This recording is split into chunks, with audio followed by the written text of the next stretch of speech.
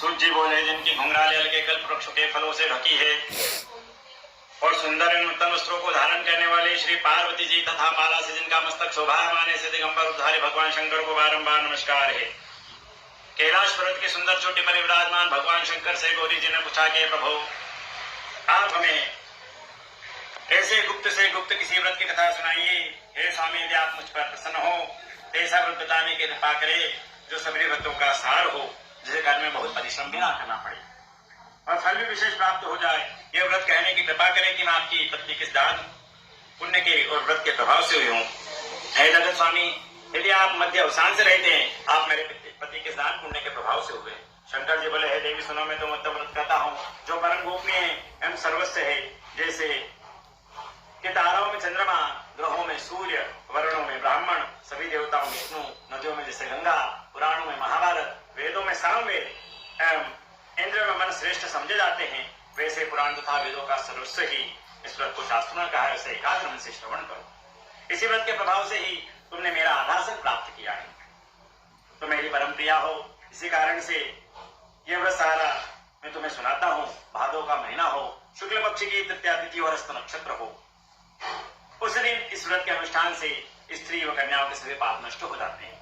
हे देवी सुनो, जिस महिमावान व्रत को तुमने हिमालय पर्वत पर धारण किया था, वह सबका सब पूरा वृत्तांत मुझसे श्रवण करो। श्री पार्वती जी बोली, भगवान, वह सर्वोत्तम व्रत मैंने किस तरह किया था, यह सब है महेश्वर, मैं आपसे सुनना चाहती हूँ। शिव जी बोले, उत्तम से उत्तम हिमालय नाम का एक महान पर्वत है, नाना प्रकार के वेदुर मणियों तथा वृक्षों के साथ शोभायमान है एवं चित्र विचित्र मृगादि पशुओं विचरते रहते हैं। देवता गंधर्व सिद्ध चारण भोग खुश होकर वहां पर घूमते रहते हैं, गंधर्व जन गायन करने में मग्न रहते हैं। नाना प्रकार की वेदुर मणियां तथा सोने के ऊंची ऊंची चोटियों पे पहाड़ों समान आकाश पर खिलता हुआ सूर्य ज्ञात होता है। उसका आकाश स्पर्श इस तरह का है जैसे कोई अपने मित्र के मन को छू रहा हो। वो गर्भ से सदा ढका रहता है, गंगा नदी के ध्वनि से सदा ध्वनित रहता है। हे पार्वती, तुमने वहीं अपनी बाल्य अवस्था के 12 वर्ष पर तप किया, अधोमुख होकर धूम्रपान किया, 64 वर्ष पके हुए पत्ते खाए, गाड़ी में जल में निमग्न रही और वैशाख में अग्नि का सेवन किया। सावन में अन्नपान का त्याग कर एकदम बाहर मैदान में आकर तब किया। एक दिन तुम्हारे पिता महाए तुम्हें इस प्रकार के कष्टों में देखकर चिंता में व्याकुल हो गए। उन्होंने विचार किया कि यह कन्या किसको दी जाए। उस समय ब्रह्मा जी के पुत्र धर्मात्मा श्रेष्ठ मुनिनाथ तुंगरी पुत्री को देखने के लिए आए। उन्हें अर्धासन आदि देकर हिमालय राज ने उनसे कहा कि श्रेष्ठ मुनि, आपका आना शुभ हो। बड़े भाग्य से आदि श्रेष्ठ मुनि का आगमन होता है कि यह आपका शुभागमन किस कारण से हुआ है। श्री नारद मुनि बोले कि हे प्रभु, हे पर्वतेंद्र सुने, मुझे स्वयं विष्णु भगवान ने आपके पास भेजा है। आपकी एक कन्या किसी योग्य व्यक्ति को समर्पित करना उत्तम है। संसार में ब्रह्मा, शंकर, इंद्र और वसुदेव श्रेष्ठ माने जाते हैं। उन्हें अपनी कन्या देना उत्तम है, मेरी तो यह सम्मति है। हिमालय बोले, देवादिदेव वसुदेव, यदि स्वयं कन्या के लिए प्रार्थना कर रहे हैं और आपके आगमन का भी शुभ यही कारण है, यही प्रयोजन है, तो मैं अपनी कन्या उन्हें दूंगा।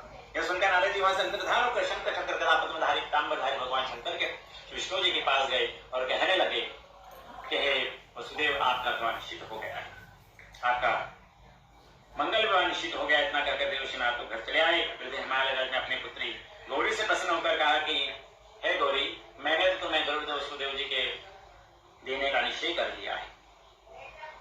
तो पिता के इस वचन को सुनकर देवी अपनी सखी के घर गए और अत्यंत दुखित होकर पृथ्वी पर गिर पड़ी, विलाप करने लगी। उसे इस प्रकार दुखित और विलाप करते सभी ने देखा और कहने लगी और सखियों ने पूछा कि हे देवी, तुम्हें कौन सा दुख प्राप्त हुआ है, मुझसे कहिए और तुम्हें जिस प्रकार सुखों में निश्चय उपाय करोगी। पार्वती जी बोले, मुझे प्रसन्न करना चाहती हो तो हे सखी अभिलाषा सुनो, मैं कुछ और करना चाहती हूँ, मेरे पिता कुछ और करना चाहते हैं। मैं तो अपना पति श्री महादेव जी को वर चुकी हूँ, मेरे पिता इसके विपरीत करना चाहते हैं, इसलिए हे सखी मैं तो अब अपनी देह का त्याग कर दूंगी। तो इस प्रकार का श्री पार्वती जी का वचन सुनकर सखी ने कहा, सखी पार्वती तुम घबराओ नहीं, हम दोनों यहाँ से निकल कर इसी वन में पहुंच जाएंगे जिसे तुम्हारा पिता जान ही नहीं सकेगा। इस प्रकार आपस में सम्मति करके श्री पार्वती जो घोर में ले गई। तब पिता हिमालय राज ने अपनी पुत्री को घर में न देखकर इधर उधर तलाश किया, घर में ढूंढा किंतु वहां न मिली। विचार करने लगा, मेरे कौन ले गया होगा। मैंने नारद जी के आगे विष्णु जी के लिए कन्या देने की प्रतिज्ञा की थी, मैं क्या दूंगा। इस तरह की चिंता करके मूर्छित होकर गिर पड़े। तब उसकी ऐसी अवस्था सुनकर हाहाकार करते हुए लोग हिमालय के यहाँ पहुंचे और मूर्छा का कारण पूछने लगे। हिमालय बोले, किसी दुरात्मा ने मेरी पुत्री का अपहरण कर लिया है, किसी काले सर्प ने उसे काट लिया, सिंह बाघ ने उसे मार डाला है, मालूम नहीं हो रहा मेरी कन्या कहाँ चली गई, ये किसी दुष्ट ने उसे हर लिया है। ऐसा इस तरह कहते कहते शोक से संतप्त होकर हिमालय राज वायु से कंपाए। तुम्हारे पिता हिमालय राज ने सिंह बाघ भल्लुक आदि हिंसक पशुओं से एक वन से दूसरे वन में तुम्हें ढूंढने का महान प्रयत्न किया और बहुत सुंदर यह इधर उधर तुम अपनी सखियों के साथ एक घोर वन में जा पहुंची। वहां सुंदर नदी बह रही थी, उसे तट पर बड़ी गुफा थी, उसे तुमने देखा, अपनी सखियों के साथ तुम उस गुफा में प्रवेश किया, खाना पीना त्याग कर वहां श्री पार्वती जी के साथ मेरा बालू का लिंग स्थापित किया। उस दिन भादों के महीने के शुक्ल पक्ष की तृतीया तिथि थी, 7 में नक्षत्र था। मेरी अर्चना पूजा तुमने बड़े प्रेम से आरंभ की, बीजों तथा गीतों के साथ रात को जागरण भी हो गया। इस प्रकार ही तुम्हारा परम श्रेष्ठ व्रत पूरा हुआ। उसी व्रत के प्रभाव से तुमने मेरा आधा आसन प्राप्त किया और आसन हिलने लगा, तत्काल में वहां प्रकट हो गया। जहां तुम सब सखियों के साथ उपस्थित थी, मैं दर्शन देकर कहा, हाय वर आनंद वरमान। तब श्री पार्वती जी बोले, हैं देव महेश्वर, यदि आप मुझसे का फिर वहां से अंतर्ध्यान होकर कैलाश पर पहुंचा। इधर जब प्रातःकाल हुआ तब तुमने मेरे लिंग मूर्ति को नदी में विसर्जन किया, अपनी के साथ तुम सो गई। हिमालय न खाना पीना त्याग कर चारों ओर तुम्हें वन में ढूंढने लगे। नदी किनारे 2 कन्याओं को सोता उन्होंने देख लिया और पहचान लिया। फिर तो तुम्हें उठाकर अपने गोद में लेकर सोते हुए तुम्हें देखा और गोद में लेकर रोते हुए कहने लगे, खेल पुत्री इस घोर में तो क्यों चली आई? तो श्री पार्वती जी बोली, पिताजी आप मुझे देना चाहते थे, आपकी बात मुझे अच्छी नहीं लगी, इसलिए मैं चली आई। यदि आप मेरा विवाह शंकर के साथ करें तो मैं घर चलूंगी, नहीं तो जाएगा, मैंने निश्चय कर लिया है। तब तुम्हारे पिता ने कहा, अस्तु, शंकर के साथ तुम्हारा विवाह करूंगा।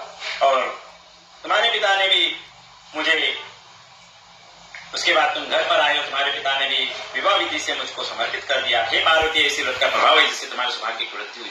अभी तक किसी के सम्मुख मैंने इस व्रत राज का नाम भी है पार्वती जी, अब श्रवण कीजिए, क्योंकि तुम अपने सखियों के साथ इसी व्रत के कारण हरि भरे इस कारण इस व्रत का नाम हरतालिका हुआ है। श्री देवी जी बोली कि प्रभु, आपने इसका नाम तो कहा, कृपा करके इसकी विधि भी कहिए, इससे कौन सा फल प्राप्त होता है, कौन सा पुण्य लाभ होता है और किस प्रकार इस व्रत को करे। ईश्वर जी बोले, हे देवी जी सुनिए, व्रत सौभाग्य का व्रत है, जिसको इसके सौभाग्य की इच्छा हो वह यत्न पूर्वक इस व्रत को करे। सबसे प्रथम वेदी की रचना करे, इसमें 4 केले के खंभ रोपित करे, चारों बंधवार बांधे, ऊपर इसमें वस्त्र लगावे, विविध रंगों के और भी वस्त्र लगावे। उस मंडप के नीचे की भूमि को अनेक सुगंध चंदन आदि जल द्वारा लिख कर शंख मेरी मृदंग आदि बजावे। मंडप मेरा ही मंदिर, इसमें नाना प्रकार के मंगल गीत होने चाहिए। शुद्ध रेती से मेरे लिंग श्री पार्वती जी का साथ वहां पर स्थापन करे। बहुत से पुष्पों के द्वारा गंध धूप दीप आदि से मेरे पूजन करे। फिर नाना प्रकार के मिष्ठान नैवेद्य समर्पण करे और रात को जागरण करे। नारियल सुफल मौसम में नींबू केला सेब नारंगी आदि ऋतु अनुसार बहुत से फल, उस ऋतु में होने वाले नाना प्रकार के कंद मूल सुगंध धूप दीप आदि सब लेकर मंत्रों के द्वारा पूजन करे। हे शिव, नित्य कल्याण काल जगदम्बे शिव का आपको बारंबार नमस्कार हो। आप ब्रह्मचारिणी हो जबकि धात्र स्त्री वाणी हो, संसार के संताप से मेरी रक्षा कीजिए। हे महेश्वर, जिस कामना की आपके पूजन की हमारी कामना पूर्ण करे, राज्य सौभाग्य संपत्ति प्रदान करे। हे माता पार्वती जी आपके जय हो। शंकर जी बोले, हे देवी जी, इस मंत्रों तथा प्रार्थनाओं के द्वारा मेरे साथ तुम्हारा पूजन करे और विधि पूर्वक कथा श्रवण करे, बहुत से अन्न दान करे, यथाशक्ति वस्त्र श्रवण गाय ब्राह्मण को दे, अन्य ब्राह्मणों को बहुत सी दक्षिणा दे, स्त्रियों को आभूषण आदि प्रदान करे। हे देवी पार्वती जी, जो स्त्री अपने पति के साथ भक्तियुक्त विधि से सर्वश्रेष्ठ व्रत को करती है तथा कथा श्रवण करती है, उसके सभी पाप नष्ट हो जाते हैं, 7 जन्म तक राज्य की प्राप्ति होती है। और जो नारी भादों के शुक्ल पक्ष की तृतीया तिथि के दिन व्रत धारण नहीं करती, आहार कर लेती है, और 7 जन्मों तक मंध्या लेती है, अगले जन्म की विवाह करती है। दरिद्रता पाकर अनेक कष्ट उठाती है, उसे पुत्र शोक छोड़ता ही नहीं। जो उपास नहीं करती है वो घोर नरक में पड़ती है। अन्न के आहार करने से उसे शुक्री का जन्म मिलता है, फल खाने से बंदरी आती है, जल पीने से धूप होती है, क्षीर के आहार से सर्पणी होती है, मांसाहार से व्याघ्नि होती है, मिठाई खाने से तिलका आती है, फल खाने से पिलका होती है, सभी वस्तु खाने पर मक्खी हो जाती है, सो जाने पर अजगरनी का जन्म पाती है, पति के साथ रमण करने पर मुर्गी होती है। शंकर जी बोले हैं, इसी कारण सभी स्त्रियों को यत्न पूर्वक सदा करते रहना चाहिए। चांदी के, सोने के, बांस के अथवा मिट्टी के पात्र में अन्न रखे, फिर फल वस्त्र दक्षिणा श्रद्धा पूर्वक यह श्रेष्ठ ब्राह्मण को दान करे, इसके अंदर परायण अथवा भोजन करे। हे देवी जी, जो स्त्री इस प्रकार सदा क्या करती है, तुम्हारे समान ही अपने पति के साथ पृथ्वी पर अनेक भोगों को भोग करके विहार करती है, फिर अंत समय शिव का सानिध्य प्राप्त करके इसकी कथा के श्रवण करने से 1000 अश्वमेध 108 पुत्र का फल मिलता है। शंकर जी बोले, हे देवी, जिस प्रकार मैंने आपको इस प्रकार महात्मा सुनाया है, इसका अनुष्ठान करने से करोड़ों यज्ञ का पुण्य फल प्राप्त होता है। सौभाग्येश्वर महादेव की जय। केशवम राम नारायणम कृष्ण दामोदरम वासुदेवम भजे, श्रीहृदम माधवम गोपिका वल्लभम, श्री जानकी विनायकम श्री रामचंद्रम भजे। आकाय सूर्यकोटि समप्रभो निर्विघ्नं कुरु मे देव सर्वकार्येषु सर्वदा। ये भगवान जो है सौभाग्येश्वर महादेव का मंदिर है, इसको हरताला तीज के नाम से भी जाना जाता है। ये मंदिर जो 61/84 है। यहाँ पर महिलाएं, सुहागन जो महिलाएं अच्छे पति के स्वस्थ आयु आरोग्य के लिए कामना के लिए पूजन करने आती है, और कुंवारी कन्या जो है अच्छे घर और अच्छे वर के लिए पूजन करने के, अच्छा घर अच्छा वर मिले हमको, और घर में सुख शांति रहे, समृद्धि रहे। ये जो भगवान बने हैं वो, ये जो लिंग है ये बालू का है, इसलिए इसका ज़्यादा महत्व है। इसलिए महिलाएं लाखों की संख्या में आती है, और जो ये व्रत लेती है वो व्रत का पूजन अर्चन करने के बाद ही व्रत को कुछ लेना, स्वल्पाहार जैसे ककड़ी का प्रसाद लेके इसका व्रत का वो करती है, तोड़ती है व्रत। ये रात की 12 बजे से लेकर दूसरे दिन 12 बजे तक रहती है भीड़। अभी अनुमान तो नहीं लगा, 1 लाख के आसपास समझ लो अपन, समथिंग। पानी के कारण कम आगे पीछे हो सकती है। पंडित राजेश पंड्या। हरतालिका तीज का पर्व है। ये महिलाओं के लिए बहुत विशेष पर्व होता है, जिससे अपने सौभाग्य की अखंड की कामना करती है और अपने पति की लंबी आयु के लिए हर महिला ये आज के दिन व्रत रखती है। भादो मास की शुक्ल पक्ष की तृतीया तिथि हो और हस्त नक्षत्र हो, उस दिन हरतालिका तीज का पर्व मनाया जाता है। सबसे पहले यह व्रत पार्वती जी ने महादेव जी को प्राप्त करने के लिए किया था। पार्वती जी अपनी सखियों के साथ आज के दिन हरी गई थी, और उन्होंने यह व्रत जंगल में जाके अपनी सखियों के साथ किया था, इसलिए इस पर्व का नाम हरतालिका तीज पड़ा है। आज के दिन हम लोग सभी महिलाएं निराहार रहती है, सुबह जल्दी उठकर संकल्प लेकर आज के दिन का व्रत रखती है हरतालिका तीज का।